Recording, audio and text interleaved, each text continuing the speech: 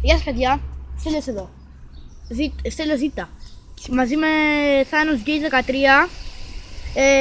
Παιδιά, σήμερα βασικά δεν θα είναι live. Απλό δεν θα έχει το WWE ούτε τίποτα. Θα σου πω, ξέρω ότι έχω πολύ καιρό να ανεβάσω βίντεο. Εντάξει, το πρώτο μου vlog ας πούμε. Ξέρω ότι έχω πολύ καιρό να ανεβάσω βίντεο. Αλλά μου έχει χαλάσει το κινητό και ξέρετε.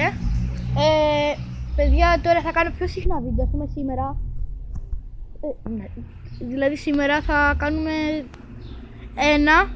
δύο horror βίντεο. Το ένα θα είναι σε ένα εγκαταλειμμένο που επικίνδυνο να μπει εκεί μέσα επειδή έχει κάτι τέτοια. Έχει μια μάντρα, ένα μαντρότσικα και πρέπει να το επιδείξεις. Και το άλλο θα είναι να πάμε σε μια αποθήκη, τρομακτική αποθήκη ας πούμε. Και αυτά, να κάνετε please subscribe και like, να γράψετε σχόλια ό,τι θέλετε εσείς, σχόλια. Να κοιτάξτε εδώ, είμαστε κοντά στο σπίτι μου. Είμαι εγώ, ναι, με τα σπίτια μας, επειδή μένω σε πολυκατοικία, μαζί με το Thanos Gate 13.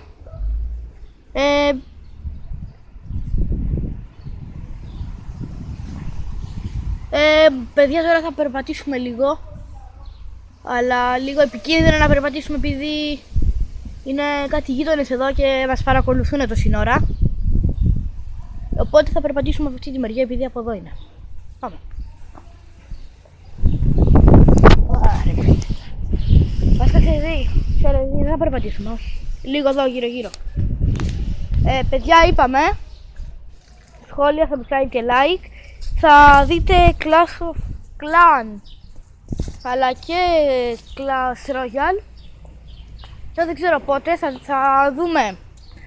Θα δείτε GTA 5 και μάλλον GTA Online, το 5 Online και τι άλλο.